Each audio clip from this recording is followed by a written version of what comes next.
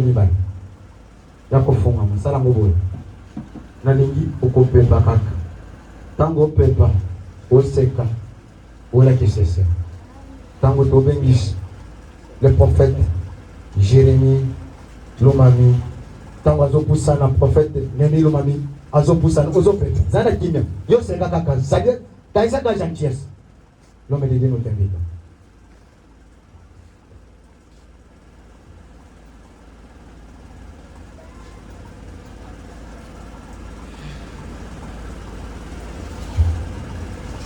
Merci. Nous vous saluons tous et toutes par le nom du Seigneur Jésus-Christ. Vous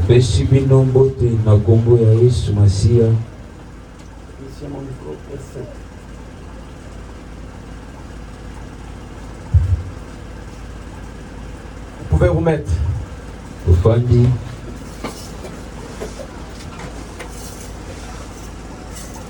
Bénissons Dieu, lui qui est le maître des temps et des circonstances.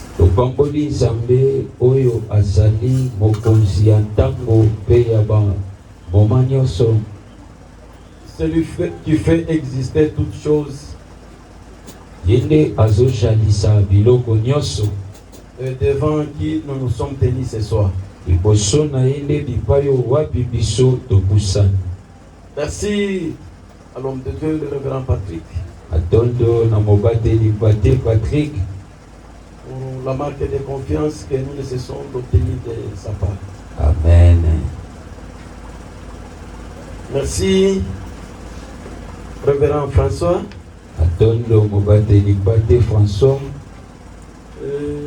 Je l'avais appelé comme Eliezer de Damas. C'est lui qui était l'intendant de la maison d'Abraham. Yende azalaki oyo abandaki kokabola to kopesa biloko na ndako ya Abraham. Quand le temps où Isaac pouvait entrer en mariage était arrivé, ngonga ya Isaka kobala ekokaki, c'est Eliezer qui était parti, qui avait rencontré Rebecca.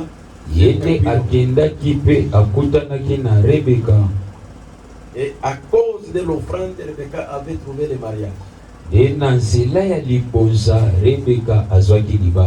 Rebecca avait accepté d'abreuver les chameaux, de donner l'eau à Eliezer et aux chameaux qu'il avait. Rebecca ye andimaki kopesa mai na banyama oyo Eliezer azalaki na yango. Or ce n'était qu'un test pour rencontrer Isaac. Ezalaki kaka momekano mpona yeba yeba kokutana Isaka. Puisque en allant, Eliezer avait dit la femme que je vais trouver à la source, à laquelle je vais demander de l'eau, si elle accepte de me donner de l'eau et d'abreuver les chameaux, c'est celle-là qui sera épouse de mon maître. Dena kokende Eliezer alobaki malamu ete mwasi ona kokuta naye na ekuke ya mai soki akondima kopesa ngai mai pe na bibwele ye wana nde akozala mwasi mpona mokonzi na ngai. C'est le pasteur François qui m'a connu comme Rebecca avant qu'Isaac ne soit en contact. Obateli mpate yende ayebaki nga lokola Rebecca na yango ete Isaka ayeba na komona ye. Merci beaucoup atondo mingi à vous tous qui êtes là. Abino nyoso bozali awa. Est-ce qu'on peut être là? Que le Seigneur vous bénisse. Amen. Que le Seigneur vous bénisse. Vous savez, j'aime les calmes, mais là c'est ça les calmes de l'église.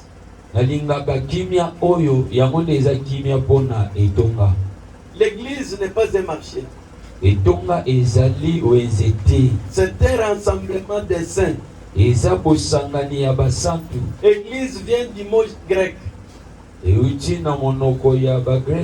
veut dire ecclésia. Ecclésia veut dire tiré de ou mis à part. Donc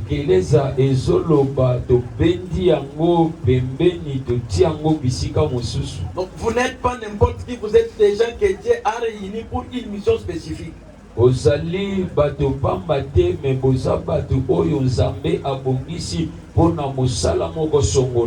nous sommes à l'église, nous avons l'attitude de rencontrer l'invisible. tozawana pona kokutana na oyo emonanaka te. Soyez bénis.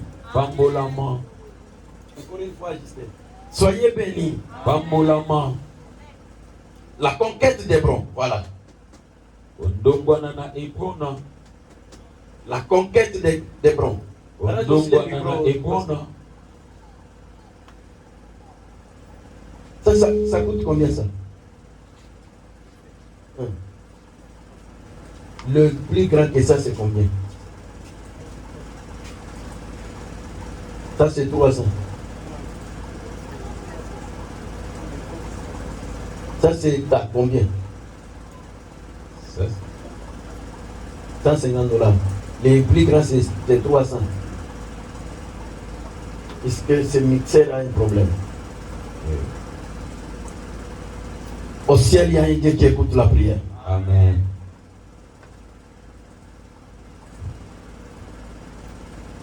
La conquête d'Hébron. Aujourd'hui, je vais parler sur l'impact de l'offrande dans la conquête d'Hébron.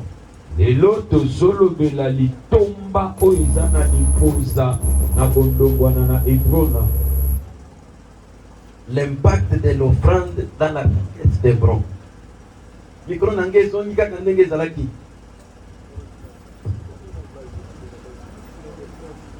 Fongo la base. Ok. Si je suis habitué au micro. Quand c'est bon, je sens même ma gorge là me dit que tu as un bon son. Voilà. Nous sommes un roi chapitre 18.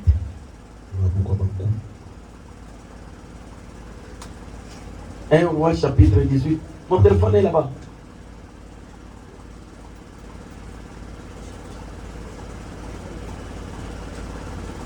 Verset 36 jusqu'au verset 38.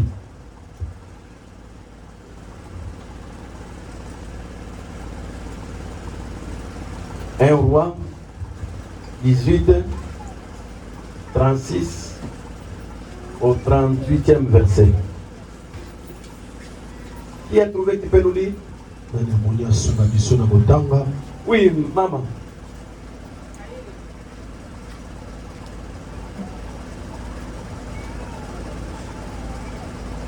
Un roi chapitre 18, verset 36, nous lisons au nom de Jésus.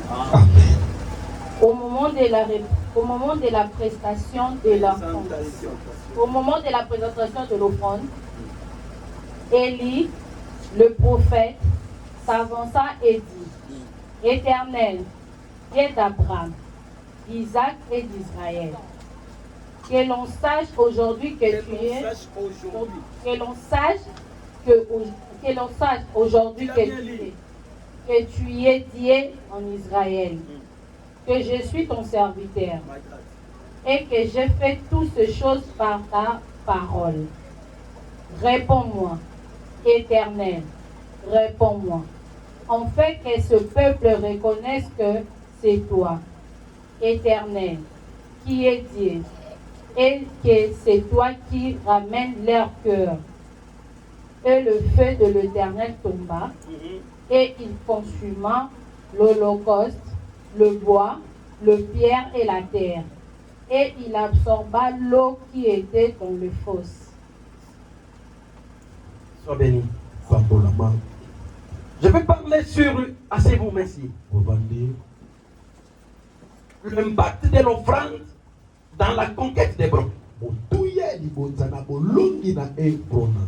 Abraham était à Hébron. Il y avait habité. Il avait bâti ses tentes. Il avait offert à Dieu. Là, il faut trouver ça en Genèse chapitre 13. Quand il a offert, il y avait eu un silence. Mais c'est après l'offrande d'Abraham à Hébron que Dieu a envoyé le messager lui confirmer la naissance d'Isaac. Donc l'offrande d'Abraham à Hébron avait débloqué des choses. Dans cette dédicace, dans cette bataille, dans cette année 2026, na mbula oyo que 2026 le Dieu de l'éternité que je sers nzambe oyo bonzambe nasalelaka se souvienne de ton offrande, akanisela libota na qu'il yo puisse débloquer ce qui était bloqué. efongola oyo ekangamaki Quand tu étais déjà fatigué, ntango yo quand olembaki tu étais déjà apaisanti, yozangaki quand makasi tu perdais déjà l'espoir et la confiance, obungisaki elikia maintenant aujourd'hui, sikoyo sasa le Dieu de l'éternité, nzambe ya qu'il bonzambe puisse se souvenir de ton offrande. akanisela libota na yo Même celui des 1000 francs que tu avais déjà donné, atako milfa oyo opesaka comme il s'était souvenu de l'offrande d'Abraham, lokola akaniselaka libota na balayama. il pense qu'il existe. Amen. Que Dieu pense que tu existes. nzambe akanisa kozalaka Oh my God. nzambe na ngai Vous savez, dans chaque combat, oyebi na bitumba nyonso dans chaque prophétie, na lisakoli nyonso dans chaque promesse, na bilaka mpe nyonso nous perdons les succès. tozobungisa oyo ezali ngenge.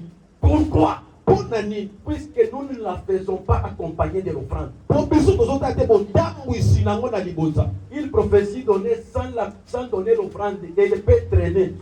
lisakoli oyo bapesi yo soki opesi yango libota te ekoki mpe kowumela. Vous savez comment moi je vis? oyebi lolingi nga na bikaka Je ne sais pas si ça vous arrive aussi. nayebi te soki ekomelaka bino mpe. En 2002, je reçois un... Comment on s'appelle? nayebi bato moko balobaka te Apôtre. Il me donne une prophétie dans un village là, au-delà de Boujema, il y a pas quoi. bapesinga mpo lisakoli kuna na bwaka mungu. Il me dit, je te vois à Kinshasa. balobi nanga tosomonao na kinshasa. Dieu va t'élever. nzambe akotombola yo. Dieu va te bénir. nzambe akopambola yo. 2002. Je n'ai pas vu cette prophétie-là s'accomplir. natikala komona lisakoli na kokokisama te. Il y a eu encore beaucoup d'autres prophéties. bamasakoli ebele elandaki na nsima. En 2022, komi na 2022 je reçois un pasteur bien connu, le pasteur Anaké Kabakouko. bilobateli moko ayebani mpe na mingi. Il me donne la prophétie. apesi ngai so lisakoli. Il me dit, je vois Dieu te faire bâtiment, il va t'élever à Kinshasa. namoni nzambe kolongola o na mbusime komema yo kotombolo na kinshasa. Mais il ne m'a pas dit quelles sont les voies que Dieu pouvait utiliser pour que j'arrive à Kinshasa. atikali koyebisanga te banzela nino nzambe akosalela mpo ememanga kino na kinshasa. Après lui, il y a encore d'autres prophéties qui ne disaient pas ce que lui avait dit. basakoli eleki ebeleki ebelebele. Même moi-même, il m'est déjà arrivé. atako nga moko komelanga. J'ai donné la prophétie à une personne. napesi lisakoli na moto moko. Un autre jour, je lui ai dit ce qui n'était pas ce que je lui avais dit. mokolo biso ye naye koyebisa makambo nalobaki na ye mpe lisu te. L'autre fois, tu avais donné telle prophétie, mais cette fois, tu as donné telle prophétie. lelo lisusu olobi lolenge mosusu. Mais comment ça nous arrive? lolenge nini ekomela. Écoutez-moi, yokanga la bonne ou la mauvaise prophétie qui peut sortir pour moi, lisakoli ya malamu to ya mabe ekokobima mpo na ngai. là où je suis fort, bisiko naza quand makasi. la prophétie sort, ntango lisakoli bimi je donne l'offrande. napesaka libonza. Seigneur, on veut m'empoisonner. koloba libatielanga mbondo. Or, toi, quand tu avais dit que je viendrais à Kinshasa, ce n'était pas pour que je meure dans les poisons. yo ntango obengaki nga alobaki te na kokufela a na mbondo. Je te donne l'offrande. napesi yo libonza. Si tu prends l'offrande et les poisons, tu me donnes, c'est ton problème. soki ozwi libonza na mbondo pesinga wana ekomi makambo na yo. Si tu trouves bon que les poisons est meilleur plus que moi, prends les poisons, il va t'adorer, il va prêcher. malamu koleka nga soki aza na esika banda koteya. Oh, Dieu veut t'élever. Je prends encore l'offrande, je nzambe donne. alingi atombola yo nasusu libonza na pesi. Élève-moi puisque c'est toi qui as dit. tombolanga mpo te yo tolobaki. Puisque quand tu me bénis, po te ntango ozopambolanga je n'ai pas là où je pars. nayebi te bisika Quand nazokende. tu ne me bénis pas, ntango ozopambolanga je n'ai pas là où je pars. nayebi te bisika Je suis nazokende. toujours avec toi. naza Alors, je n'ai pas où encore aller. nayebi te bisika nini nakoki mpe Chaque kokende. fois qu'on te donne une prophétie, batango nyonso apesa chaque fois que tu as une promesse, batango nyonso akanelaka même une simple promesse d'un travail, ata ya pete mosala ajoute l'offrande. bakiselango libonza. L'offrande est pour bousculer les choses. libonza epemaka makambo na lombango L'offrande pousse. etindikaka. Écoutez, je vais prêcher. yokanga sikole na teya. Dieu dit à Moïse, nzambe koloba na mose tu vas construire les tabernacles dans les deux. okotongelaka ndako pena na esombe Selon les modèles que moi, l'Éternel, je vais te dire. kolandisa mandangisa oyo ngai nayebisi yo. Dieu a donné le modèle de la construction du tabernacle à Moïse comme il l'est pamba pensé. apesaki lolenge kaka alobaki na mose. Le tabernacle avait trois parties. ezalaki na biteni misato ndako na nzambe. La première partie s'appelait parvis. eteni yango ezalaki libanda. Le parvis était à ciel ouvert. Il n'était pas couvert. La deuxième partie s'appelait lieu saint. La troisième partie s'appelait lieu très saint. Dans les lieux très saints, les souverains sacrificateurs y entraient une seule fois là. C'est dans les parvis où tout le monde entrait. L'entrée du parvis avec 4 rideaux avec 4 couleurs différentes. Il n'y avait pas une porte en bois ni une porte métallique. Puisque l'accès à l'intérieur était permis à tous. Même un petit enfant pouvait bouger les rideaux entre. Même un vieux papa pouvait aussi les faire. Venir à Christ. Il n'y a pas de condition. C'est pourquoi il dit venez à moi, vous tous qui êtes fatigués et chargés. Il ne fallait pas que la personne qui vient à Christ vous fournisse l'effort pour y aller. C'est pourquoi on n'avait pas mis la porte métallique ni la porte en bois. Et ces 4 rideaux représentent les 4 évangiles.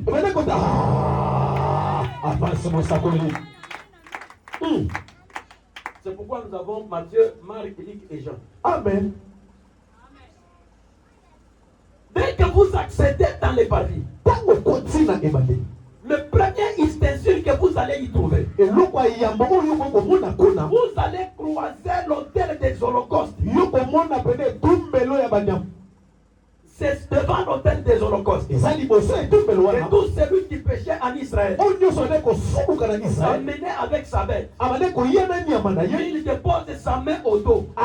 Il commence à confesser ses péchés. Et après les sacrificateurs, prend la bête, les gorges, il sait que la viande, et on met dans les feux. L'Éternel des armées avait interdit à Israël de s'amener avec un feu étranger dans les tabernacles.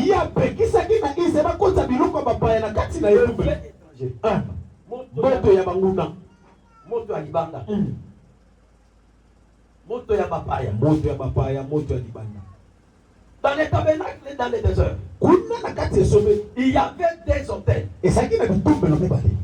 Le premier hôtel, c'est celui dont je viens de parler, qui était à l'entrée du parvis. Dès que vous ouvrez les rideaux, le premier ustensile qui est devant vous, c'est l'autel des holocaustes. Et cet autel des holocaustes, après l'interdiction de certains, il y avait le feu qui était en train de s'allumer nuit et jour. Donc, dès que vous accédez dans les tabernacles, vous êtes en contact avec le feu de l'autel. Nous sommes obligés de passer par le feu de l'autel. Amen. Puisque l'or ne peut pas connaître sa fermentation s'il ne passe pas par le feu. Vous n'êtes pas n'importe qui. Vous êtes de l'or. Il faut vous faire passer par le feu de l'autel.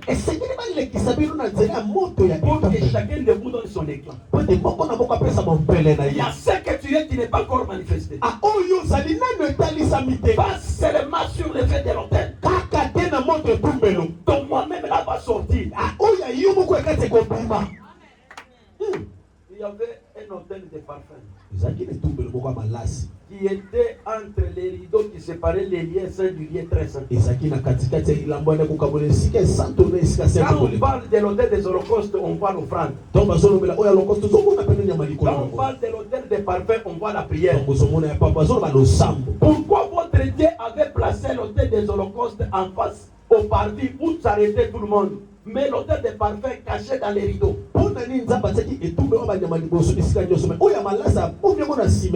Puisque c'est devant l'autel des holocaustes où se détermine notre grandeur matérielle.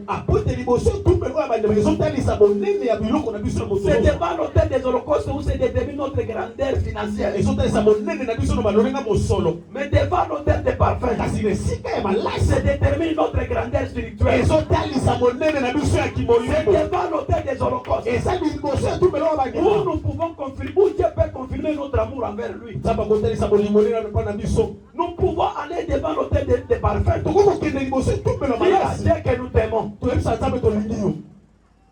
Dieu nous attendra à l'autel des holocaustes pour voir si réellement ce que nous avons dit. Qui est cet homme-là qui peut dire à sa femme ou à sa fiancée qu'il l'aime? Aucun jour ne lui apporte un cadeau. La femme se rendra compte réellement que tu l'aimes que le jour où tu lui amèneras des cadeaux. Même Dieu, pour nous avoir, il a donné l'offrande. C'est pourquoi la Bible dit il a donné Jésus-Christ son fils unique, afin que quiconque croit à lui ne périsse plus, mais qu'il ait la vie éternelle. Jésus est l'offrande de Dieu pour gagner le monde. Et quand nous parlons de l'offrande, nous parlons de Jésus-Christ. Manquer Jésus, c'est manquer la vie. Donc, dans toute la Bible, on parle seulement de l'offrande. On parle de Jésus. Dieu a pensé nous gagner. Il a donné l'offrande. Il n'y a que toi qui ne veux pas gagner.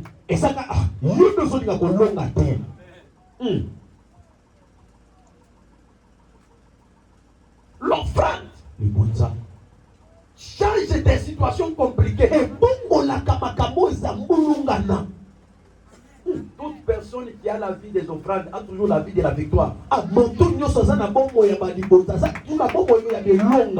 ceux qui ont marché avec Dieu,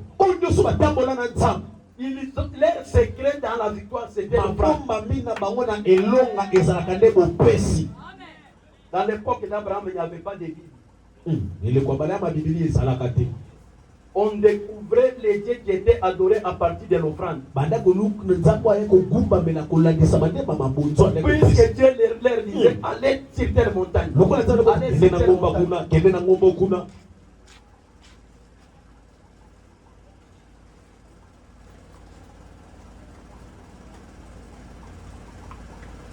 Les protocoles qui sont entrés là entrent encore.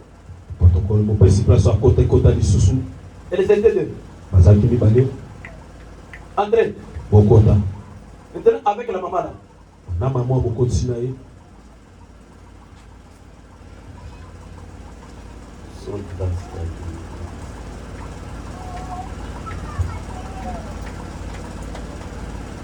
Avancez toutes trois.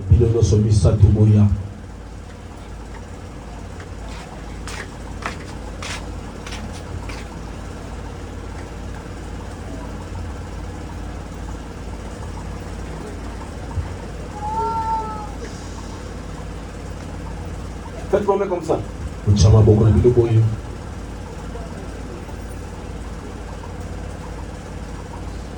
Toi, tu rentres.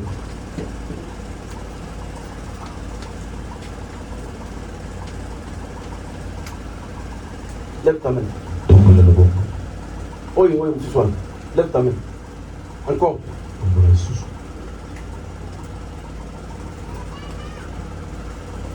Vous avez des problèmes. Un problème. Vous avez la même situation. Vous avez le ligne moko ali kambo. Toi, tu es une bénédiction de la famille. Vous allez lui proposer dans les beaux temps.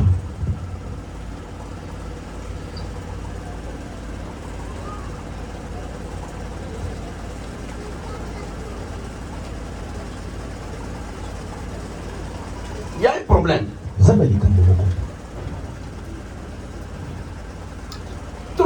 Oh my God.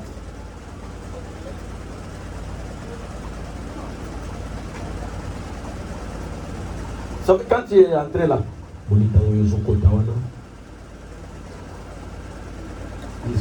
On venait les deux derrière vous, vous étiez devant.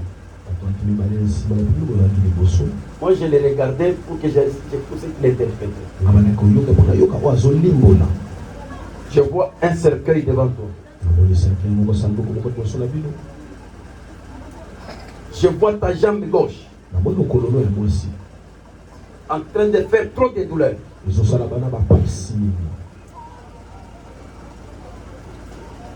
Et le Dieu de l'éternité me dit,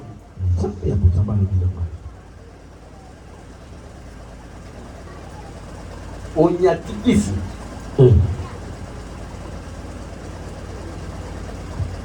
aussi onyati ela piétiné kisi moko na nzela.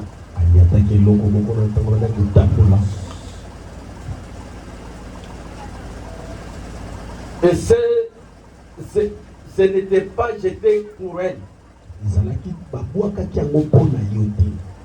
C'était pour une autre personne.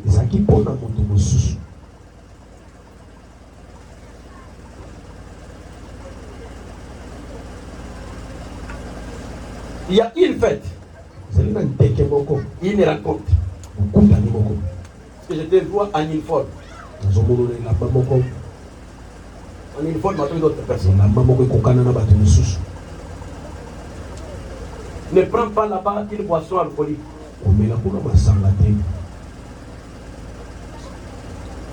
Ne prends pas là-bas une boisson alcoolique.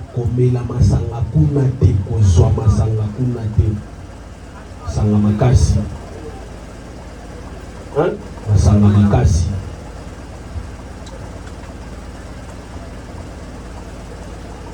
Puisque tu risques de tomber dans les pièges qui ne te concernent pas.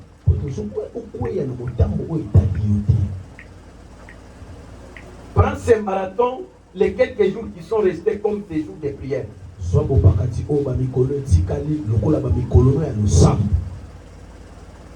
Écoute avec les cœurs et non avec tes oreilles.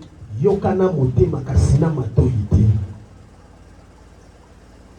qu'on s'est bien entendu?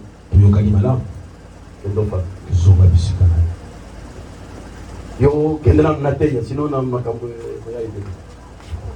Betela ta Yesu maboko.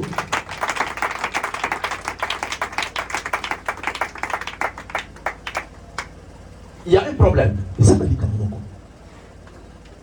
La Samarie passait des moments très difficiles où la pluie ne tombait plus. Ils étaient des éleveurs. Mais ils n'avaient plus là où amener les troupeaux manger. 300 dira que la pluie ne tombait pas. Pourquoi? Puisque le roi Akab et sa maison avaient commencé à adorer le Dieu des Baal. Et Dieu les avait tourné les dos. Mais l'Éternel Dieu envoie Élie pour lui dire que non, il faut rencontrer Akab et lui dire que la pluie va tomber. L'histoire est longue. Ils se sont rencontrés. Akab dit à Élie, c'est toi qui troubles la nation entière. Élie lui dit, ce n'est pas moi, mais c'est plutôt toi et la maison de ton père qui avez tourné dos à l'Éternel pour adorer les dieux des Baal. Vous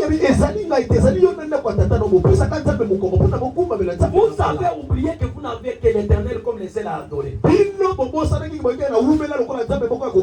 Maintenant là, allons maintenant au mont Carmel. Toi et tout Israël. Faites venir tous les 450 prophètes de Baal qui vous ont induit en erreur. Vous faites encore venir les 400 prophètes d'Astarté. Nous allons nous rencontrer à la montagne de Carmel. Ils sont allés tous au mont Carmel. Ils ont arrangé l'hôtel. Ils ont pris des taureaux. L'un pour Élie, l'un pour les autres prophètes. Élie leur a dit, comme vous êtes nombreux, Vous prenez cette bête, disséquez la viande, déposez sur les bois, invoquez votre Dieu mal. Il fasse tomber le feu. S'il fait tomber le feu, c'est lui qui sera adoré comme Dieu en Israël. Comme ils se connaissaient bien, ils se sont sensibilisés. Ils ont commencé à chanter. Ils ont commencé à faire ce qu'ils voulaient. Ils ont commencé la prière. Ils ont prié jusqu'à midi. Aucun signe. Élie a commencé à se moquer de lui. C'était mieux peut-être il dort. Il est occupé à autre chose. Mais ce qu'elle est toujours. Ils ont commencé à se faire des décisions. Aucun signe. La Bible dit au moment de la présentation de l'offrande, en Israël, il y avait toujours un temps prévu pour la présentation de l'offrande. On n'allait pas donner à Dieu les offrandes n'importe où et à n'importe quel moment. Le monde, oui. La libéralité, oui. Mais l'offrande, on ne pouvait pas la donner à n'importe où. Puisque c'est grâce à l'offrande qu'on découvrait les dieux qui étaient adorés par les peuples. Chaque peuple était connu à partir de son offrande qui est les dieux qu'il adorait. La construction de l'autel était unique et de la manière de Dieu. Si vous allez dans une église où on vous interdit de donner les offrandes, il ne faut pas aller. Écoutez mes frères et sœurs, la prière ne dépasse jamais l'offrande. Non, la prière vient après l'offrande.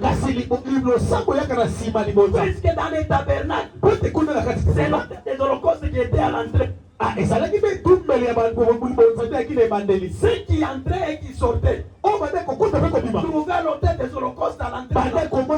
Mais l'autel des parfums était caché. Comment l'autel qui était caché est connu plus que celui qui est ouvert?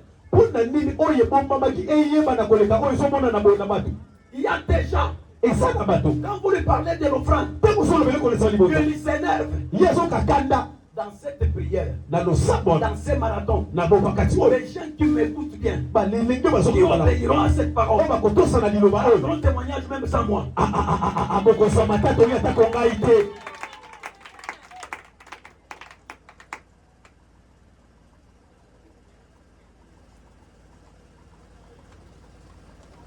Quand j'ai fini à prêcher ici, j'ai prêché à Baoumbu. J'ai fini dimanche. Je reçois les messages du pasteur Patrick. Je reçois aussi un message de quelqu'un pour lequel j'avais prié. Sa femme n'accouchait pas.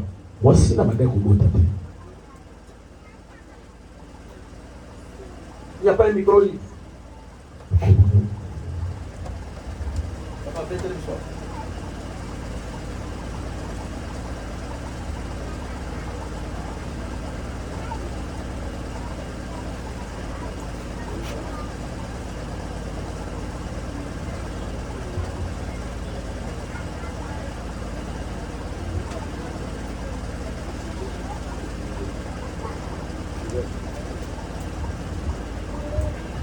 Attendez, je veux que ce témoignage passe.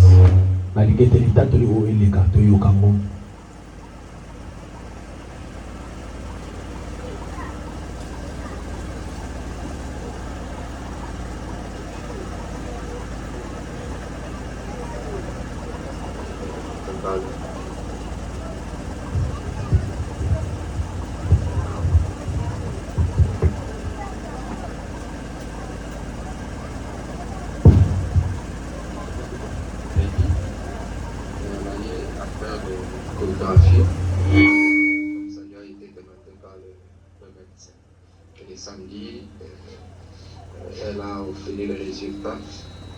Et d'après le médecin, la conclusion était que l'enfant se porte bien. L'enfant est en bonne santé, aucune menace. Et l'enfant est bel et bien dans sa poche, dans la matrice. En tout cas, aucune menace. En tout cas, tout va bien. Tout va bien. D'ailleurs, on lui a donné le prochain rendez-vous. Ça sera pour le 23 février. Et ça sera aussi pour la première consultation prénatale. Donc c'est comme ça que ça évolue. En tout cas, nous disons merci à Dieu. En tout cas, nous rendons toutes les actions de grâce et nous disons aussi merci Papa pour votre soutien dans la prière. En tout cas, nous sommes infiniment reconnaissants. Merci beaucoup Papa. Nous sommes vraiment dans la joie, ma femme et moi. Je suis déjà de cette bénédiction de l'Éternel. Merci. Merci. Je voulais que ça passe comme ça. Cette personne a fait 5 ans de mariage sans donner naissance. 5 ans. Eux, ils m'ont rencontré quand j'étais parti de prêcher dans leur église. J'ai pris un temps de prière avec eux. La femme est tombée enceinte. Quand ils sont partis à l'hôpital, on dit non, nous voyons seulement les sangs dans la poche et on ne voit rien. Ils m'ont appelé avec beaucoup d'inquiétude.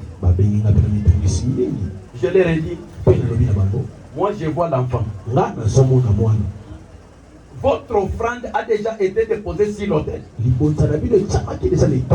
L'offrande de Dieu rend Dieu esclave des paroles des hommes. Comme vous avez déposé l'offrande sur l'autel. Mais nous avons invoqué le Dieu de la Bible. Ça qu'il avait déjà promis, il va le réaliser. Je ne dépends pas de la médecine moderne ou traditionnelle. Je dépends de celui qui m'a appelé. Pour qui je suis serviteur. Croyez-moi, votre femme est enceinte. Il a dit amen à petite voix comme vous. Maintenant, ils sont allés à l'hôpital. On a écrit tout ce qu'on a échographie. Les samedis passés, ils étaient là-bas. Ils ont eu les résultats. C'est après les résultats qu'ils m'appellent. Il m'a dit la conclusion est qu'il n'y a aucune menace. L'enfant est dans sa poche. C'est que ma femme n'a jamais vu depuis que nous sommes en mariage 5 ans. Toute personne qui a la vie des offrandes, sachez-le qu'il a aussi la vie d'étonner les gens. Même les serviteurs de Dieu. Un serviteur de Dieu qui connaît les secrets de l'offrande réussit toujours dans ce qu'il fait. Avance papa. Les hommes de Dieu. Quand quelqu'un ne donne pas son offrande, regardez même son habillement, vous allez me donner raison. Mon papa ça comprendre dans l'église. Alataka sapato ya sikate. Ata chemise, otali chemise, kole nyonso ya kolia manete ya otaki kosuma makala. Un serviteur de Dieu qui n'a pas la vie des offrandes. Akuti mama mususu afanda yise pakafanda na autola mama desu. Akeko suma mama desu aya bandi kopona ti asopoli bache yango na moto. Attends, il y a comme ça la 5 heures, mais Moussa n'a jamais fait des choses. Pourquoi? Puisque Dieu ne se souvient de rien pour lui.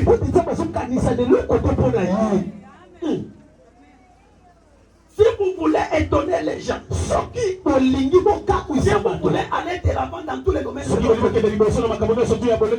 négligez pas l'offrande. Dans ce marathon de prière, le Dieu de la Bible se souvient de vos offrandes. Mon Dieu amène, reçois ton miracle. Mon Dieu amène, reçois ton miracle. Là où les portes étaient fermées, elles puissent s'ouvrir. fungwama. Mutangwa yese betela tanzambe maboko fungwama. Élie, Elia lobi. faites vos prières. Bino busano balosa. Je vous donne tout le temps. Na pesi bino batango. La journée est longue. Mokolesa olai. Il a donné au prophète de Baal les moments où Dieu ne répondait pas en Israël. Apisaki bango tango o banzambe bayanolaka te na Israël. Puisque le Dieu d'Israël répondait au moment de la présentation de l'offrande. Puisque c'est devant l'offrande que Dieu se rend de l'amour de l'homme envers lui.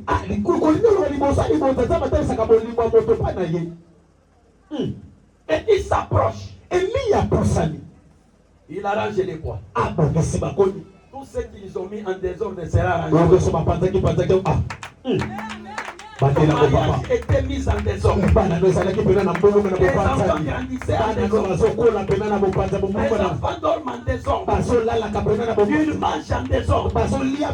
Les activités évoluent en désordre. Après cette prière, les choses seront remises en ordre. Élie arracha les bois. Il a pris la viande, il a déposé. Il a demandé qu'on mette l'eau. C'est qu'elle n'avait pas fait. Mais asperger de l'eau sur les bois.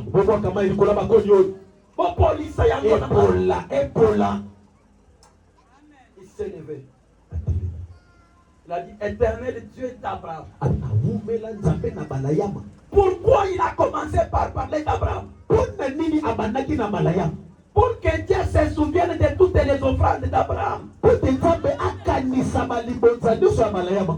Si ton père ne t'a pas laissé l'héritage, vite pour laisser l'héritage à tes enfants.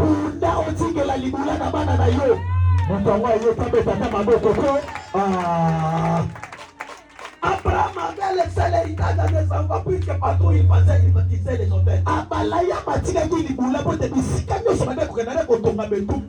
Élie aussi de la famille d'Abraham. Il dit en disant à Dieu que éternel Dieu d'Abraham. Il voulait dire à Dieu de se souvenir d'offrande d'Abraham.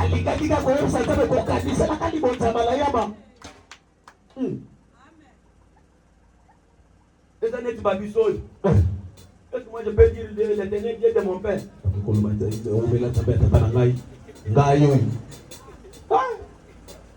Attendez. Moi, mon père était chef coutumier.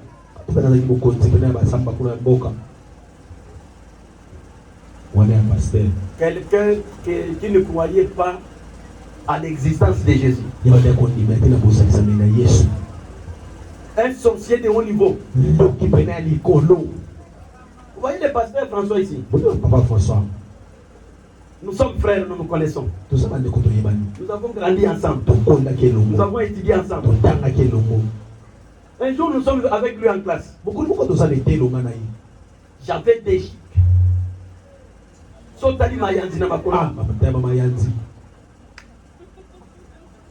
J'avais des gars. Si tu me regardes comme ça, tu ne peux pas manger avec moi. Un jour, je disais à mon épouse, si un prophète t'a mené ma photo de la France et il te dit, voilà l'homme que Dieu va te donner comme mari, tu ne pouvais plus prier dans tu ne pouvais plus prier dans une église de réveil.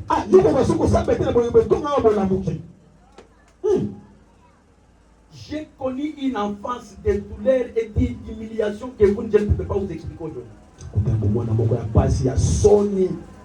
Un jour, ma mère a préparé à manger.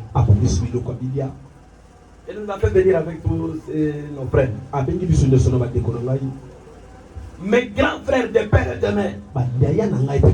Les vivants de mon père, chef coutumier et de ma pauvre mère.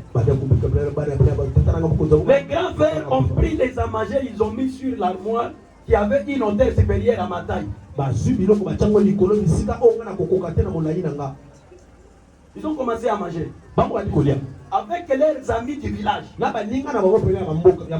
quand maman leur fait des remarques, elle dit non, maman, Toi, tu ne vois pas comment il est sale. Avec des gars, des Solo boy, maman. Je regarde maman. Je vois les larmes dans ses yeux. Elle est convaincue que non, mon fils est sale. Mais malgré sa saleté, il va manger aussi. Je regarde ma mère. Son cœur s'est déchiré en deux. Elle est consciente que non, il est sale. Elle est consciente que ce qu'ils disent, ils ont raison. Mais il va manger où? Elle prend ce qu'elle voulait manger. J'ai mangé. Mais elle ne marche pas avec moi. Elle dit, mange. Mes frères ont refusé de manger avec moi à cause de la saleté. Tenir ce micro aujourd'hui, prêcher l'évangile à Kinshasa. Pour toi, c'est une mince affaire. Mais pour moi, c'est une bataille des héros. Nous sommes en classe avec les pasteurs. On nous enseignait sur la formation d'une phrase simple. Qui peut former la phrase simple? En ce temps-là, on appelait les messieurs comme citoyens. Citoyens. Il y a un ami là qui était derrière moi qui avait un bras croché.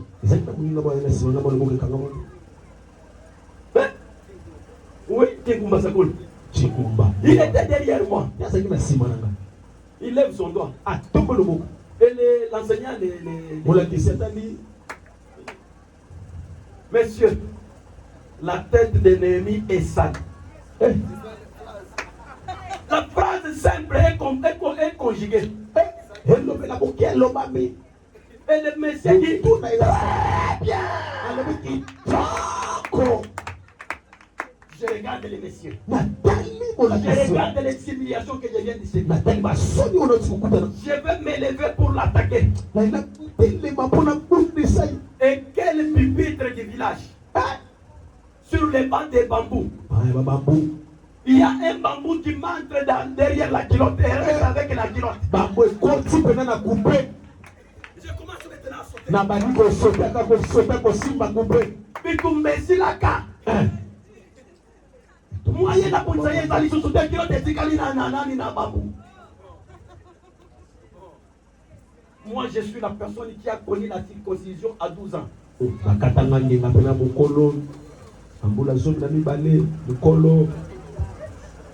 je voulais sortir comme ça avec les parents de ma mère.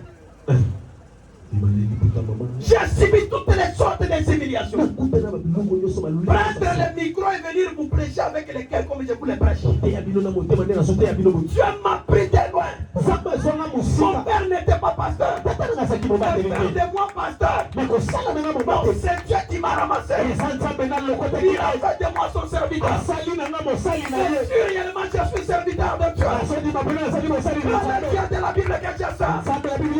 Consomme les cœurs brisés de quelqu'un ce soir. Alléluia. Éternel Dieu d'Abraham. Tu n'as jamais payé les biens par les mal. Otikala kofuta malamu te na mabe. Otikala kofuta mabe te na bolamu. Souviens-toi des offrandes d'Abraham. Éternel Dieu d'Isaac. Or, c'est après l'offrande que Dieu a promis à Abraham et Isaac. Donc, Isaac, c'est la promesse. Après l'offrande, il y a la promesse. L'éternel Dieu d'Israël. L'éternel Dieu de Jacob. Or, Jacob, c'est l'accomplissement. Et il y en a besoin de ces trois personnes. Dieu qui prend et qui promet. Dieu qui prend et qui promet. Et puis la promesse, il l'accomplit. Il y a une promesse comme celle de Caleb. Que ce que Dieu t'a promis qu'il puisse l'accomplir. Que ce que Dieu t'a promis qu'il puisse l'accomplir.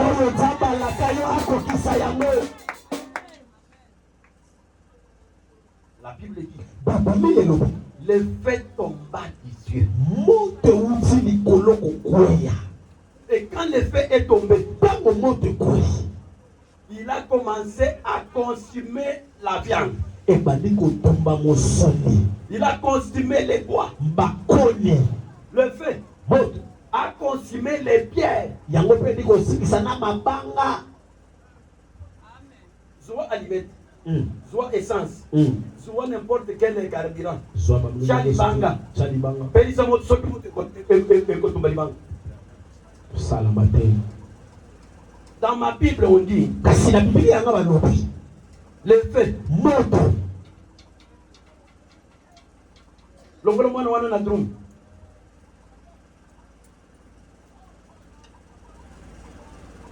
Et le feu de l'Éternel tomba. Moto na umele kweli.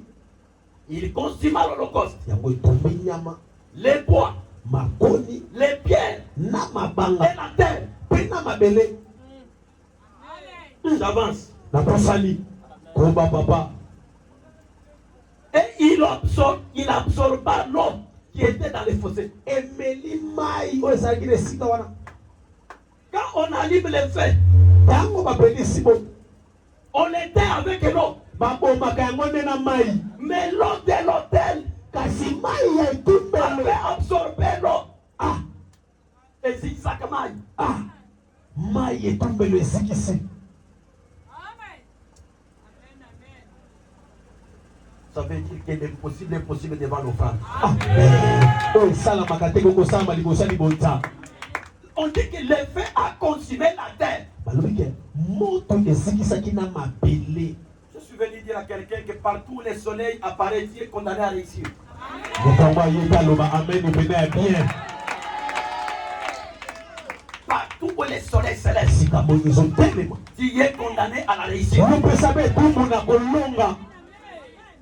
Quand Élie a prié, Tango Eliya asambeli. si je suis serviteur de Dieu, Soki nazali mosali na Nzambe. que le feu de l'Éternel consume tes ennemis et la Moto na umela ezikisa bango na pena mabele bazali.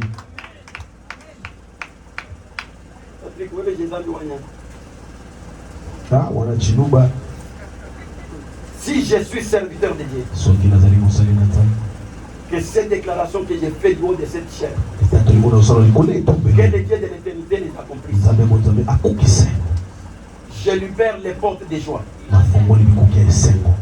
Je vais entrer là où on a bloqué ta joie, Inakota bisika ta bakangisa. bénédiction. Lipamboli na yo. Je vais regarder en face celui qui t'a fait pleurer, Inatala liboso celui qui wazolisa. t'a fait gémir. Oya tipisa babelo. J'ordonne sa suppression sur la terre. Que le ciel s'ouvre. Que le Dieu de la Bible soit ton maître. Quand on va penser au poison, quand on va penser à la mort par accident, quand on va penser par des mauvais sorts, que le ciel s'ouvre. Que le Dieu de l'éternité ton nom. Que le ciel s'ouvre. Bien aimé, Olingami. c'est devant l'autel des holocaustes Ezali liboso etumbeli oya banyama. qu'Élie a déclaré la mort des prophètes de Baal et ceux de Castarté. Eli atatelaki kufa ya bana na bastate. Comment dit que y a les robots? Loba papa loba yango. C'est pour ordonner la mort de tes ennemis. Amen. Moi, je ne suis pas comme vous qui dites que Ngazana kwa piloto walobaka. laissez mes ennemis Tika bakuna na ngai. soient bénis. Pambolama. Que le ciel te localise. Ole kuta na Et mona que mon Dieu yo. te bénisse richement. Tabanga pambola yo. Ah, reçois l'onction. Yamba ipakwa. Reçois l'onction. Yamba ipakwa. David dit, Daudi alobi. j'ai poursuivi mes ennemis. Nalandaki bango na nanga. Je les ai tous atteints. Nakangaki bango Je nyonso. ne suis pas étourné sans les avoir tous exterminés. Natikalaki kobaluka te soki ntango na bomi bango nyonso te. Quand tu t'appelles ennemi, Ntango ozobenga monguna. quand tu t'appelles ennemi, Ntango ozobenga monguna. donc tu as décidé ta mort. Ah, ozwi mokano na kufa. Mon père ne m'a pas acheté la Bible. Tete na nga sombelanga bibilia te. Mon papa est venu féticher pour Mobutu ici Yaye kosala bosoloka mpona mobuto. en 88. Hein. Il a fétiché pour Mobutu. Mobutu voulait l'éliminer. Mobutu emeki alongola ye aboma ye. Mais papa s'était dédoublé. Une seule personne s'était multipliée. Moto moko akomaki ebele. J'ai dit des choses puisque François est témoin. Je n'avais pas un père. Je suis sorti de la bouche d'un lion. Prendre le micro et prêcher l'évangile. Même mon pasteur a toujours regretté quand il me regarde. En 90, il m'avait trouvé dans mon village avec une petite culotte sale. Je venais de la pêche. La première fois qu'on s'est rencontré avec lui, je prêchais dans une de nos paroisses sur le croisement à Kédié-Mouché. Il ne faisait que pleurer. Je ne vois pas Néhémie aujourd'hui. Mais je vois là où Dieu l'a pris. Quand j'ai prié pour vous, Dieu m'a dit, je devais partir de là pour une personne. Si j'ai quitté mon village, il y avait une personne qui avait besoin de venir dans cette église.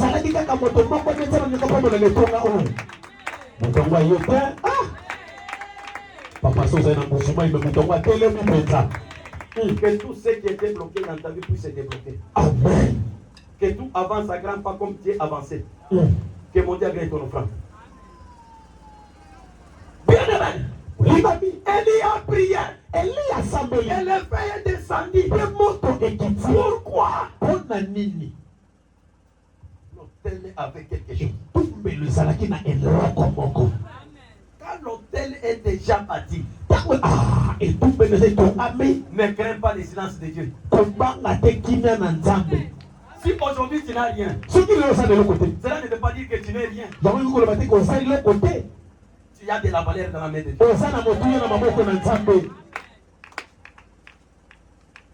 Quand on demande l'argent en dollars, toi tu es complexé. Il y a des gens, on commence par $1000. On arrive jusqu'à 1000 francs. Il a 5000, il ne sait pas s'élever. Puisque ma sœur à l'église, il va gagner dans un bon. Il y a 5000. Ma pétion, il va donner $100.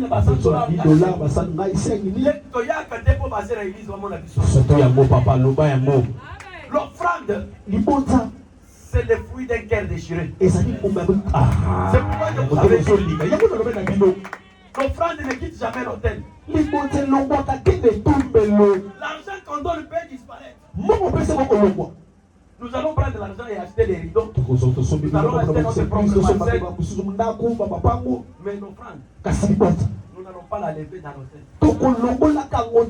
Qu'est-ce qu'on appelle l'autel de l'offrande? C'est la mémoire de Dieu.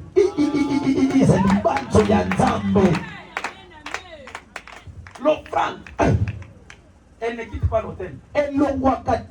Moi, je peux prendre l'argent comme vous me donnez là, je prends. Je vais utiliser comme je veux.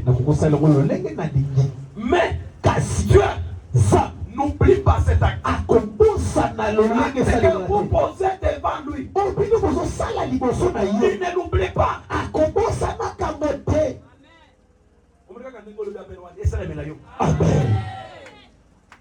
Puisque Amen veut dire que ça soit ainsi. Quand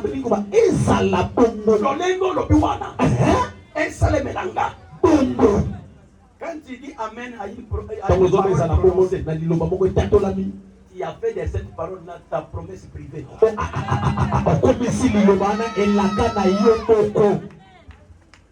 Amen. Un faible pinza.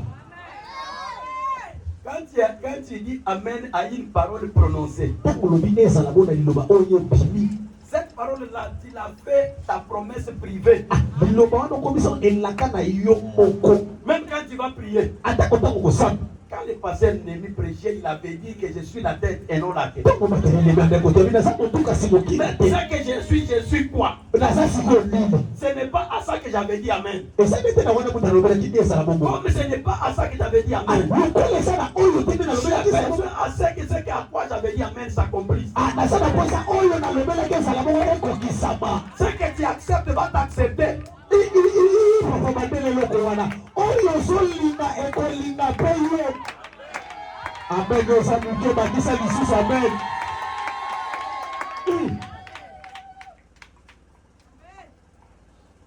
Ce que tu refuses va te refuser. C'est pourquoi Dieu dit à Jérémie, Je je t'ai placé là où tu es. Pour que tu détruises ce que tu ne veux pas que ça existe. Mais pour que tu prennes ce que tu veux que ça existe. Qu'est-ce que toi tu veux que ça existe? Les hommes fiançailles, il y a kilomètres, il y a kilomètres, il y a embouteillage.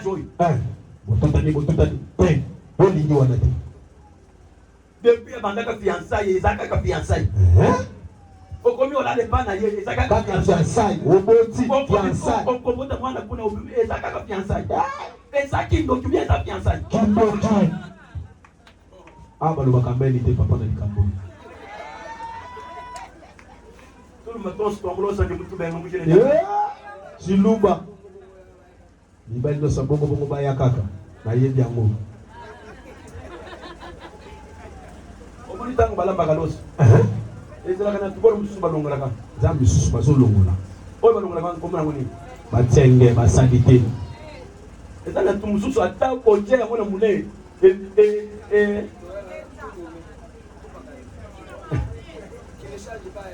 Rabi ne change pas. Yango bongo na kate. Fonzamba patika sale la mutu na pokwa leo. Où sont les diacres? Wapi ba diacre? Vous avez gagné moko. Pardon. Vous avez gagné un enveloppe. Wapi si? Ba tsaki ngona mutu na la côté tête. Ici quand nous sommes là les gars. Même si je prêche pour 30 minutes, 2 minutes, je dois donner les enveloppes. Puisque je connais l'importance de l'offrande. Et puis, quand je m'appelle ça, je donne les offrandes, je prie. Je sais que l'argent là va servir Dieu.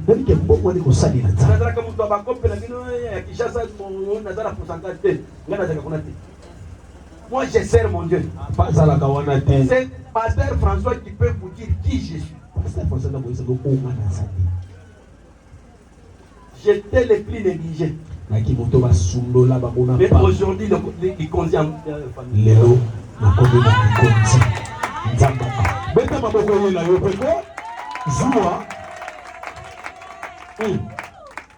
tu sais, ceux qui étaient avec moi, j'ai dit, parce que je vous avais dit que je suis major de la police. Beaucoup de policiers côté c'est la peine. C'est la peine. Et c'est connaître celui que tu sais.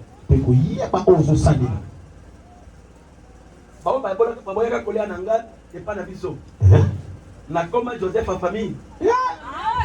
Ceux qui va mettre aussi maman qu'on va voir lui to zapper na moto. Et tout est quelque chose. Ah, regarde. Sans trahir de voir. Ne donnez jamais l'occasion à Dieu de se prendre, de se choisir l'offrande dans ta maison. On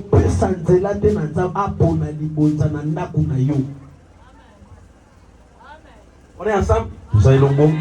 Ne laisse pas une passe en or à Dieu pour qu'il se choisisse lui-même l'offrande dans votre maison.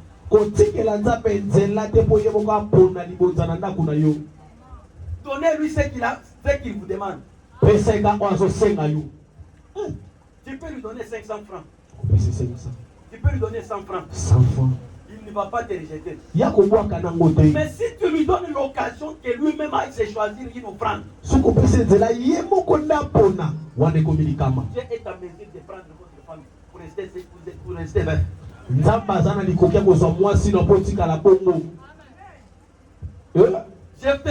Jephthé, il dit à Dieu, si tu me donnes la victoire, à mon retour, tout celui qui se présentera à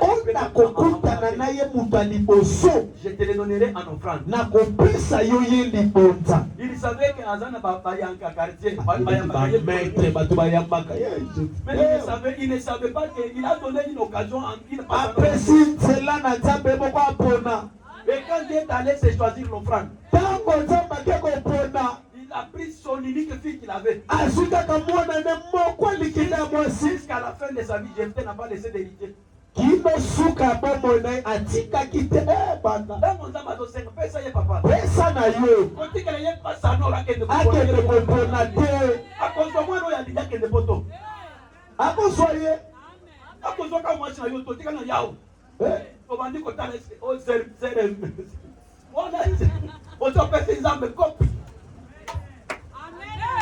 Ne faites pas une occasion à dire qu'il s'est choisi sur l'offrande.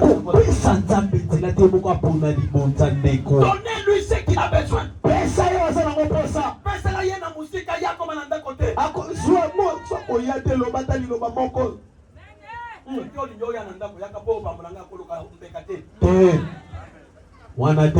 Puisque je ne sais pas en quel état je serai demain. Je peux être fâché. Je peux être dans les péchés. Il va profiter de son offrande pour aller la chercher dans ma maison. Je n'ai pas besoin de longues promesses. Quand j'ai prié pour vous à 12h, j'ai dit à Dieu, les mages qui suivaient l'étoile, à cause de la longueur du chemin, l'étoile avait disparu. Je n'ai pas besoin de nouvelles promesses. Je n'ai pas besoin de nouvelles prophéties. Accomplis d'abord les premières.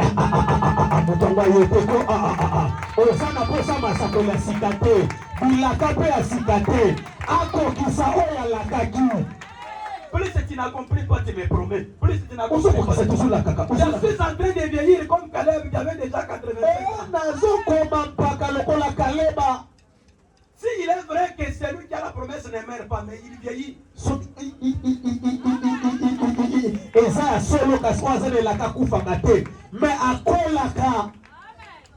Je ne vais pas manquer la force de manger ce que tu vas me donner. C'est pendant que j'ai encore la force de manger ce que tu vas me donner. Je ne veux pas que tu me donnes les véhicules quand tu as pris la force de conduire, qu'on commence à me conduire. C'est maintenant que j'ai besoin du mariage que tu dois me donner. Je ne veux pas que mes enfants commencent à me traiter comme mes petits-fils.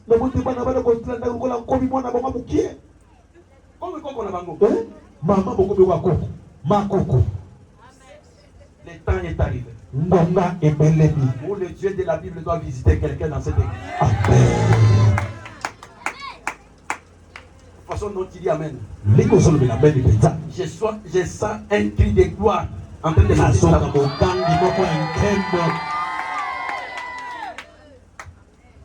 Il y a un cri de gloire qui est en train de sortir dans la foule. Comme il descend toutes les tombes pour aller s'arrêter seulement sur la tombe de Lazare. Il laisse tout le monde ce soir pour s'arrêter seulement là où tu es. Dans les cimetières, il y avait plusieurs tombes. Mais il ne s'était pas arrêté partout. Il est allé seulement tout droit jusqu'à la tombe de Lazare. Même ce soir, il laisse tout le monde pour s'arrêter là où tu es. Il laisse toutes les églises.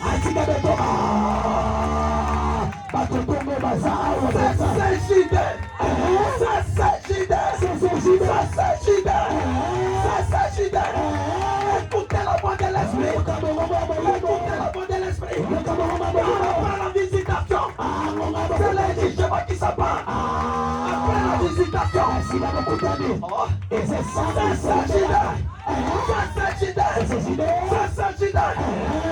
la voix de l'esprit.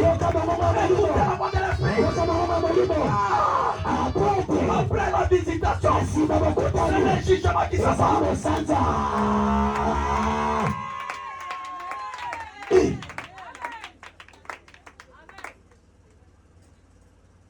Samson combat. Samson était combat avec les Philistins. Ils l'ont cherché. Sa famille l'a pris, il est allé les cacher. La même famille a donné l'information aux ennemis, il est caché quelque part. Et même son descendus, ils l'ont lié avec des cornes neufs. Ils l'ont amené lié. Si tu étais déjà lié, ce soir, pourquoi les choses c'est le moment de ta délivrance.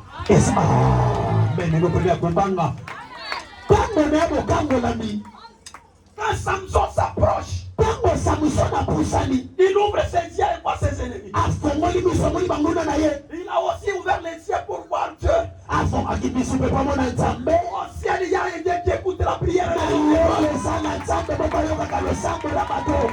La Bible dit les cornes s'étaient coupées comme s'ils étaient brisés par l'épée. Et il promena ses regards. Il voit une mâchoire d'âne humide. Une mâchoire d'âne. Banga kamel. Alokoti yango.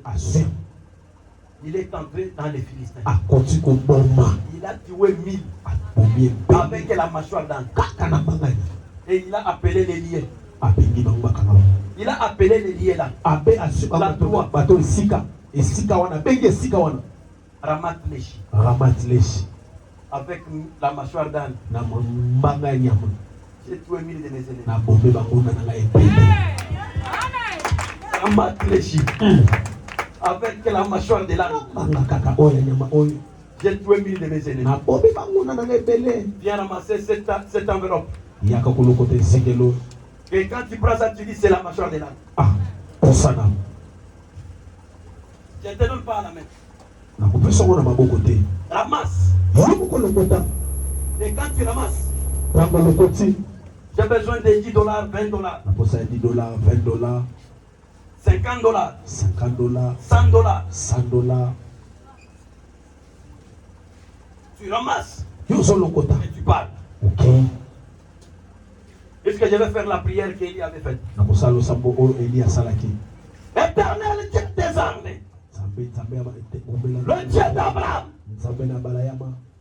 c'est lui qui n'oublie pas les bienfaits. Le Dieu d'Abraham, tu ne payes pas les biens par les mal. Éternel Dieu de Jacob, le Dieu de l'accomplissement.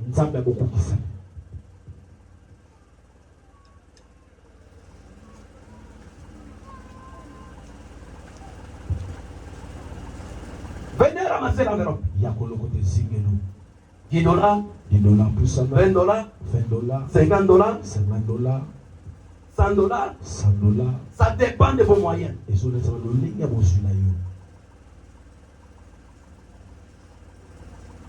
Venez rapidement.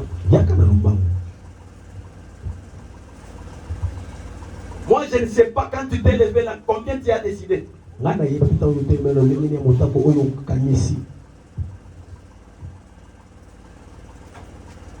Je ne demande pas une liste. Ne demandez même pas à personne quand est-ce qu'il va remettre son enveloppe.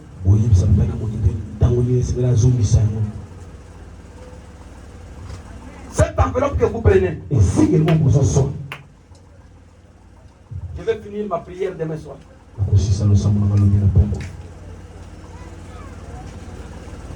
J'ai vu la gentillesse de vos dirigeants. J'ai vu leur amour et leur considération. J'ai abandonné mon lit. Quand je suis venu ici, c'est le frère là qui est derrière là qui m'a acheté un jus.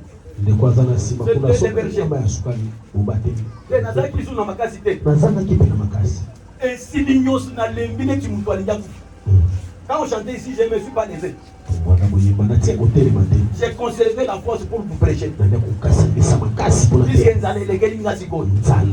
les bisingaï. Parce que l'on a l'attaqué pour la paix qui n'a pas. Les uitaches. Je voulais venir avec une chemise simple pour attendre un cérémonie pour les autres côtés. Donc l'enveloppe là que je vous donne, je vous donne aussi mon sang, ma souffrance pour vous. Si je suis serviteur de Dieu, que Dieu se souvienne de votre fidélité. Les garçons qui ont témoigné là, il même le pasteur François, quand on m'a aligné à la prédication, il m'a beaucoup appelé. Il va me mettre là-haut. Et surtout que je venais de son côté. Le pasteur Patrick ne me connaissait pas. Comme on a vu ça qui est peut-être. Non, je prêche bien et puis je suis fantastique.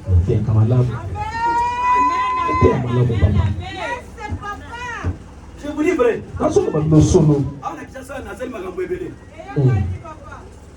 Le gérant de l'hôtel qui m'avait logé à Petro Congo. Je l'ai trouvé à la porte de divorce avec sa femme à cause de la maternité. Si je vous raconte le téléphone là, je vais vous donner son message. Lui, sa femme a déjà accouché il y a 3 semaines.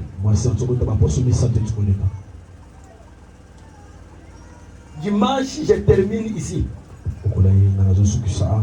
J'arrive à la maison. Je trouve qu'une sœur est venue voir le chercher avec son mari. Je les ai croisés dans une parcelle d'une amie de mon épouse. J'ai regardé la femme qui dit: je n'ai jamais accouché, mais je vais prier pour toi, tu vas accoucher.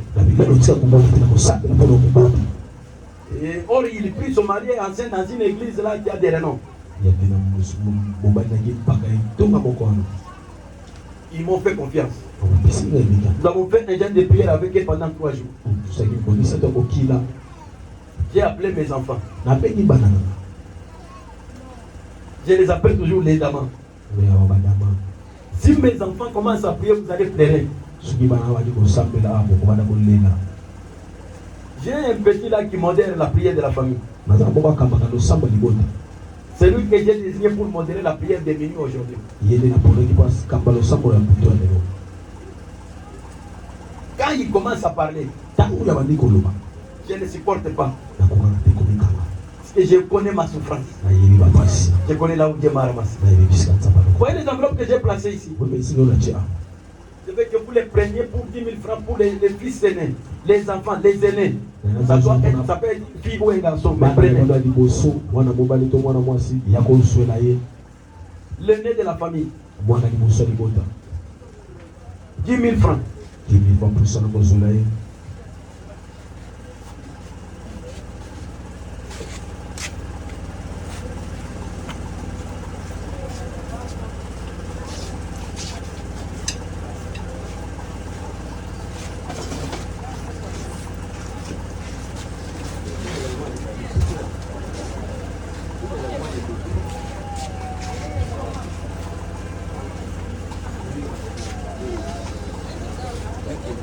Batindra photo na biso na yo. Eza yo. Umoni photo na biso chenga mtu na mape. Oh. Eza yo. Na bandika koseka. Oh Seigneur Jésus. Ça va? Je t'aime bien. Félicitations. Ozaka. Nam kende wat. Gana kende wat. Gana kakao.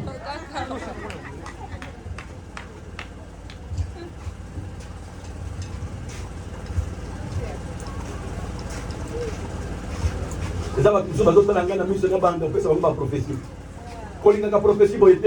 faut l'accomplissement de la promesse qui est la prophétie. Aujourd'hui, c'est les miracles et non les verbales. Le miracle répond plus que la prophétie. Merci, papa. Là, na lingita moko na boya lisusu na banda ko chele bino ba video ya bato mususu te. Na lingi bino moko bo témoigner.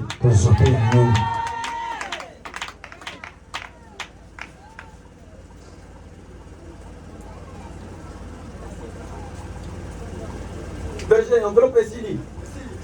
Bonne année. Quand vous voyez l'église prendre les enveloppes à l'église, ce n'est pas seulement puisqu'ils sont touchés par les messages. Ils provoquent les serviteurs de Dieu et les dieux qui l'adorent. Ils provoquent les serviteurs de Dieu et son Dieu.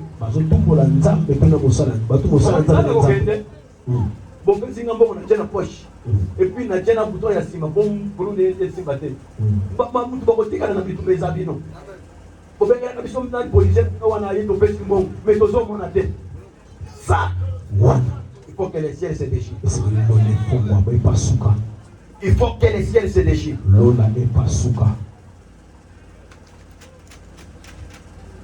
Tu as l'offrande de 5 000. Vous avez 5 000. Tu as la possibilité d'avoir 5 000. Les enveloppes, c'est à retourner dimanche. Est-ce que nous sommes d'accord?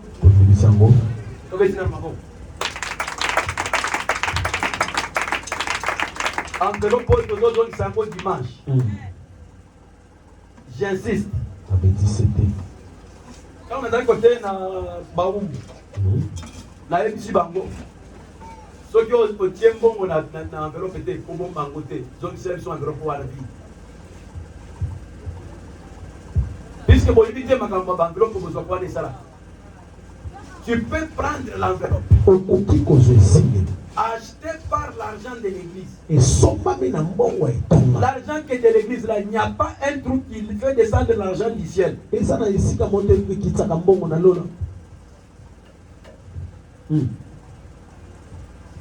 y a des cris cachés dans les offrandes.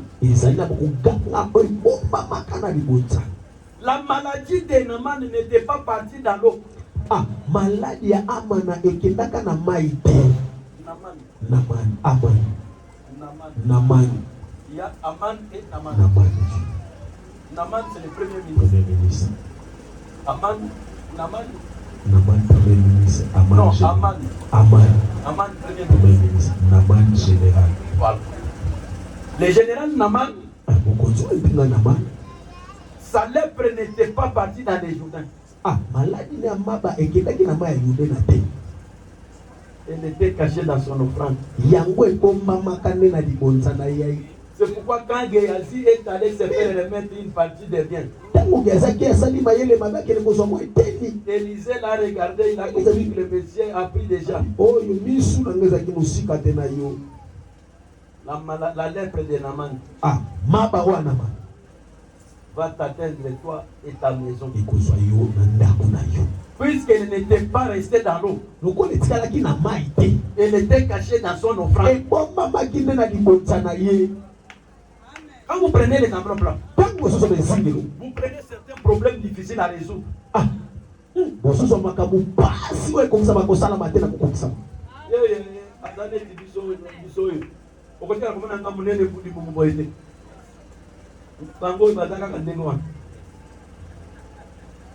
Tu vois pourquoi même tu dois m'accompagner avec nous sol, okoya ko pesa toto misi soy. Okocha quoi? Kokuma. Kokuma papa.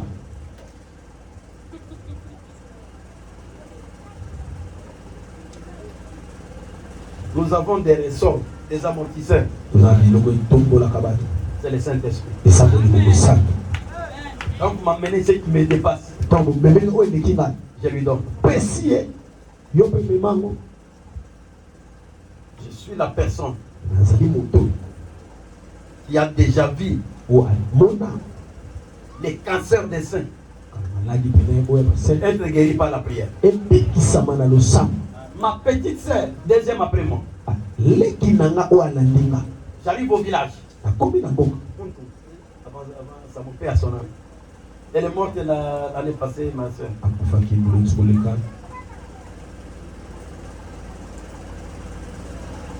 Elle décède la gloire. Elle me regarde. Je ne suis pas épousé. Même dans ma mallette d'habits, quel est l'habit que j'ai de valeur? Je te vois prier pour des gens. Et ton Dieu opère des miracles. Mais comment tu es calme pendant que je suis en train de mourir? J'ai regardé la fille de ma mère. J'ai senti aussi comme vous pouvez sentir. J'ai regardé ce Dieu-là qu'elle avait vu en moi. Les seins gonflés comme ça. Il y a eu même la place où ça voulait se trouver. J'ai commencé à pleurer. J'ai commencé à pleurer. Non, ma soeur. J'ai dit à Dieu, pourquoi je suis serviteur dans cette famille? Pourquoi tu m'as choisi dans cette famille? J'ai suivi seulement pendant que j'ai prié. Elle a commencé à vomir. Elle a vomi la pile. Et les seins étaient en train de monter. Tout matin. Et Dieu a guéri les cancers sans cicatrice.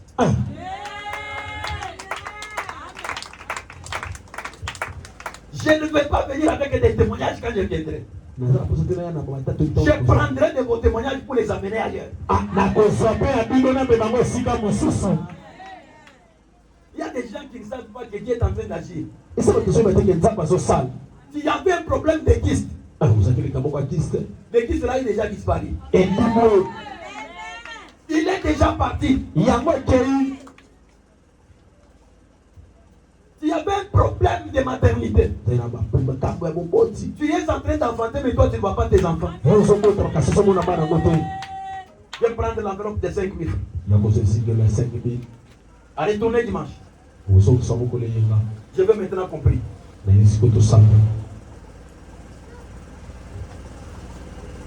Venez rapidement.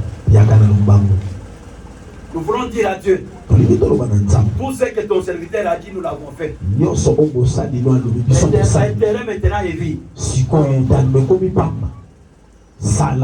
Élie a dit que l'on sache aujourd'hui, pas demain, que moi, Élie, je suis ton serviteur. Même moi aussi, à la CCJD, que l'on sache aujourd'hui avec toi, que moi, Néhémie, je suis ton serviteur.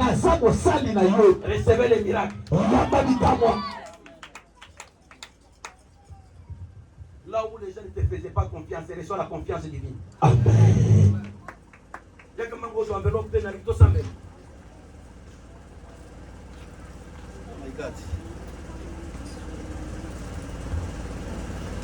5 000 francs. 5 000. Tu n'as pas 5 000, tu as 2 000, tu as 1 000, viens prendre l'enveloppe.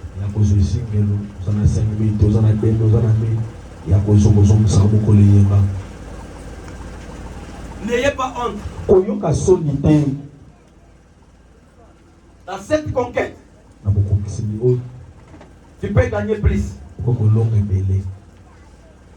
Prends des enveloppes pour tes enfants. Prends l'enveloppe pour ton chef de travail.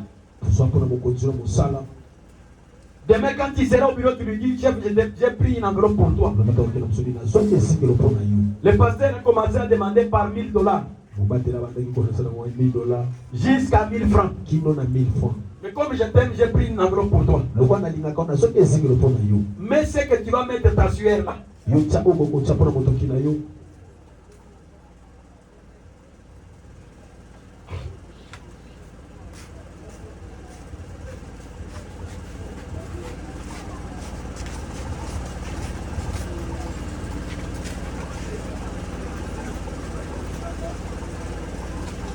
Viens prendre l'autre ici.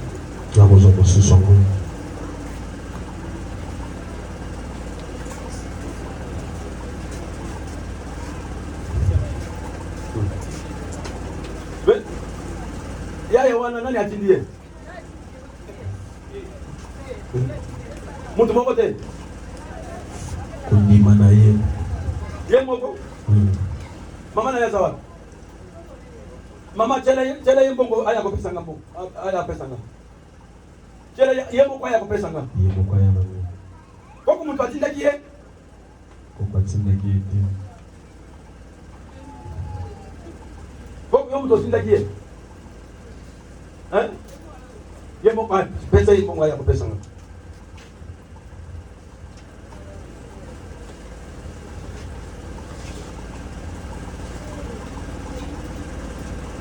Laissez-les, laissez-les. Laissez-les.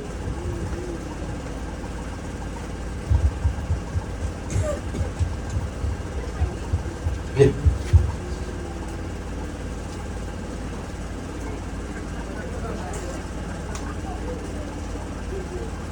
On y va. Suivez-moi.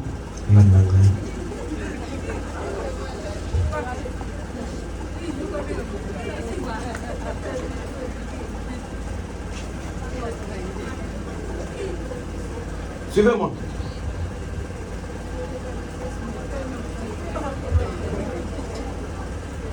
Yo comme le sel. Comme le nan. Il y a rien de yo.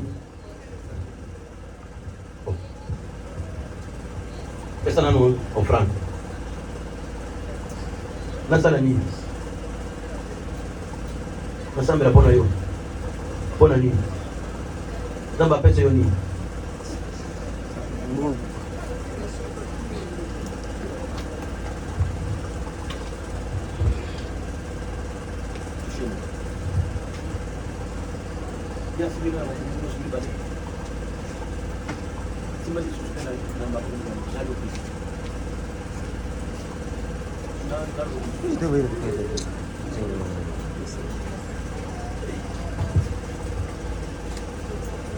Si je suis ton serviteur, réponds à ces cris cachés que tu m'as cachés et que tu ne m'as pas révélé.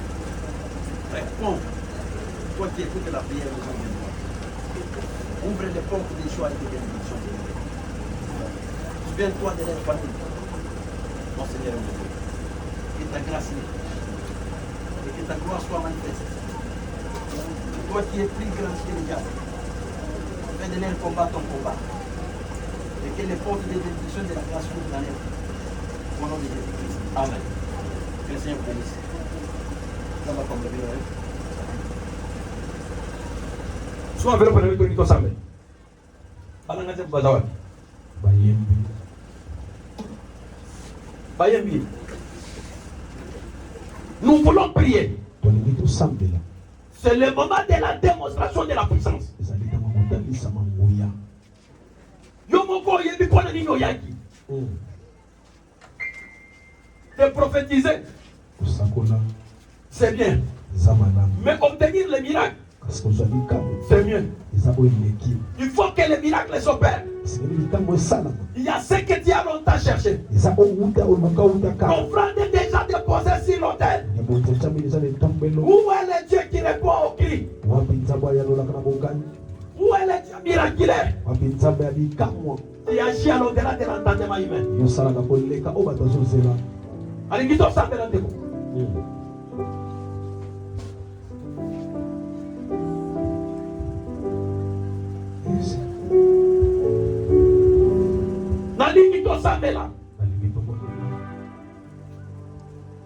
que l'on sache aujourd'hui dans cette commune de ma tête que c'est toi l'Éternel qui est Dieu. C'est dans la même tombe où Lazare a été enterré, où il s'est ressuscité. Dans la même commune où tu es là. Dans le même quartier où tu vis. Dans un emploi où on te moque de toi. Mais que ce soir, que l'on sache que l'Éternel est Dieu. À la CSJD, tu ne viens pas passer ton temps, mais tu viens adorer. David dit, je connaîtrai que tu m'aimes. Si mon ennemi ne trompe pas de moi, ce soir, viens me prendre la position de la prière. Ceux qui comptent les mains, ceux qui fukama. Prends la position de la prière. Le ciel est déjà ouvert. Que le Dieu de l'éternité agrée ton offrande. Qu'il commence à ouvrir les portes. Il ouvre les portes à banque. Recevez la paix. Recevez la guérison. Recevez le miracle. Recevez le voyage. Recevez la bénédiction.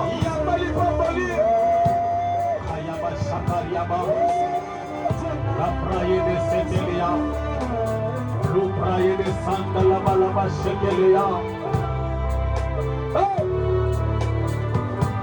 Yesu, Koye na pokwa lele pana yo.